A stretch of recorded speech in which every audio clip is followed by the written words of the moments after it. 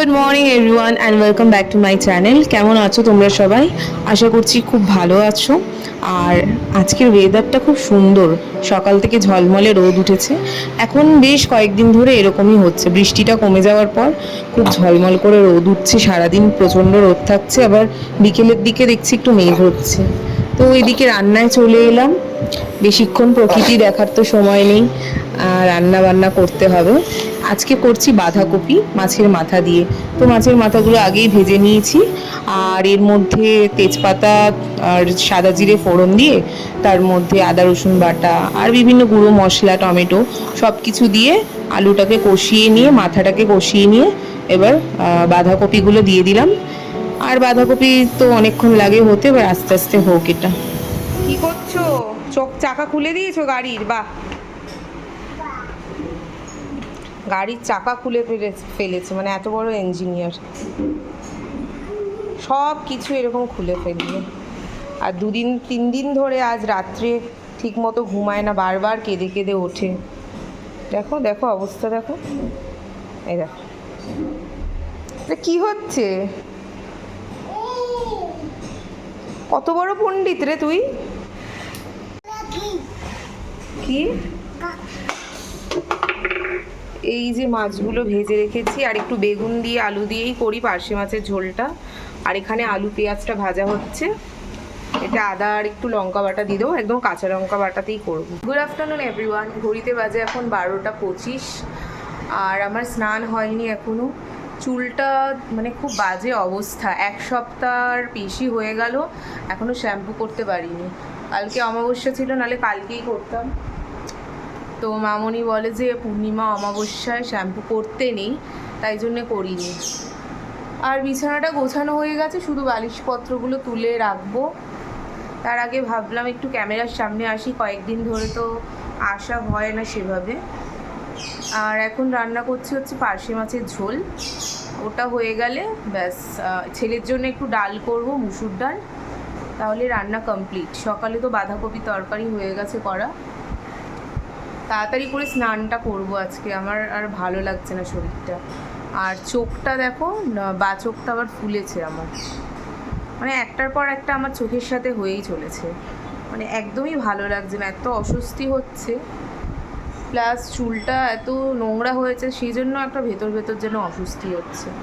আজকে শ্যাম্পু আমাকে ঘুম হচ্ছে না, শরীরটা ওর জন্য খারাপ হয়ে যাচ্ছে, মানে চোখটা ভেতর দিকে ঢুকে যাচ্ছে, আমি বুঝতে পারছি সেটা। চোখের নিচে ডার্ক সার্কেলও পড়ে গেছে, ক্যামেরায় অতটা বোঝা যাচ্ছে না। তো যাই, ঝটপট করে রান্নাটা এখন কমপ্লিট করি। মাছের মশলাটা রেডি, জল দিয়ে দেব যতটা ঝোল লাগবে।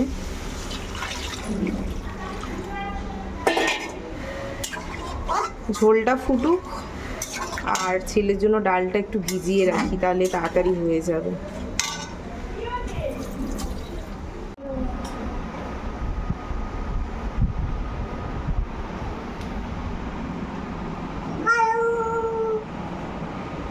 ভালো করে আদর করো। গোপাল দাদার পাশে বসে একটা ফটো তোল। হ্যাঁ, বস বস বস। কি করছিস তুই? ও চার্জে দিচ্ছে ক্যাকটাসটাকে। আমি দিয়ে দেবো, ওটা দিয়ে চার্জ হবে না অন্য।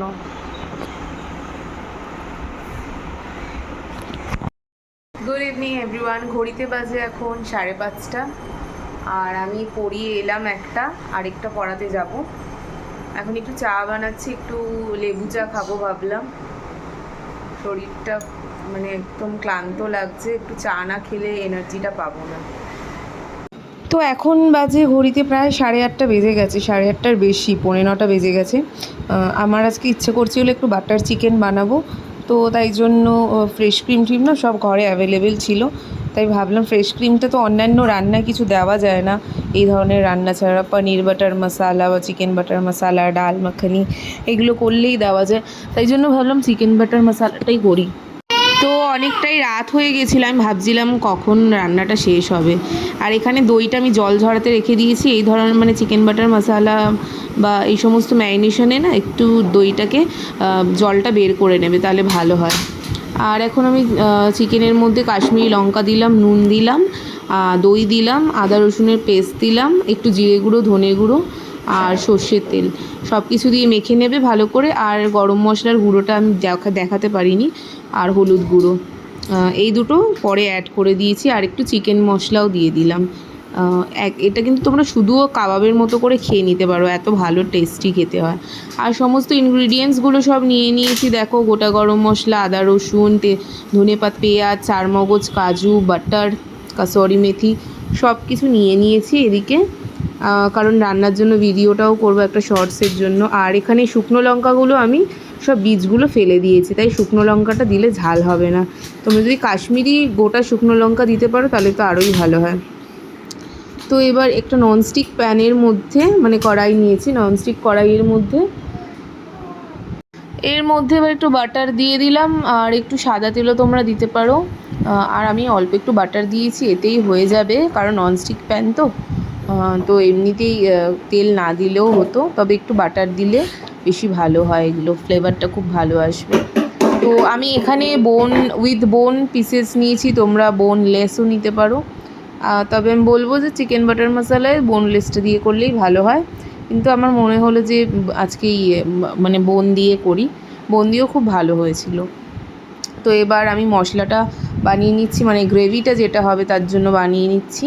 এদিকে তেলের মধ্যে আদা রসুন দিয়ে দিলাম, আর এখান থেকে চিকেনগুলো দিয়ে জল ছেড়েছে। আদা রসুন দিয়ে এরপর পেঁয়াজ কুচিগুলো দিয়ে দিচ্ছি, দিয়ে এর মধ্যে টমেটো দিয়ে দিলাম, আর যা যা সমস্ত কেটে কুটে রেখেছি সবই দিয়ে দিতে হবে, কাজু বাদাম বলো, চারমগজ বলো, সবই এর সাথে একসাথে নাড়াচাড়া করে রান্না করে নিতে হবে। আর এদিকে চিকেন থেকেও জল ছাড়ছে, তবে এখানে গোটা গরম মশলাটা প্রথমে ফোড়ন দিতে হতো, আমি না একদম ভুলে গেছি ভিডিও করার চক্করে, তাই গোটা গরম মশলাটা পরে দিয়েছি। আর শুকনো লঙ্কাগুলোও দিয়ে দিলাম, তো আরেকবার ভালো করে দেখিয়ে দিলাম যে বীজটা নেই এর মধ্যে। আর শুধু কাজু বাদামও দিতে পারো, আবার চারমগজও একটু মিশিয়ে দিতে পারো, আমি দু রকম মিশিয়েই দিলাম।